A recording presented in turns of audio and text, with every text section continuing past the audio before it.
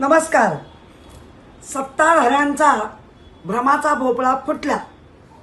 देशातल्या तरुणाईने दाखवून दिले की आम्ही भारतीय आहोत. आमच्या देशात जातपात धर्म चालणार नाही. आमचं भविष्य हिटलर पद्धतीने तुम्ही सत्ताधारी म्हणून चिरडून टाकू शकत नाही.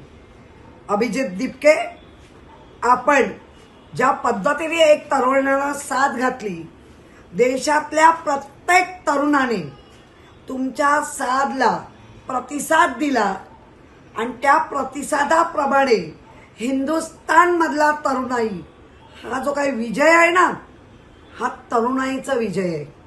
मस्तावलेल्या शिक्षण मंत्र्याचा राजीनामा द्यावा लागला, घेतला नाही, द्यावाच लागला. त्यामुळे देशातल्या तरुणाईचा विजय असो.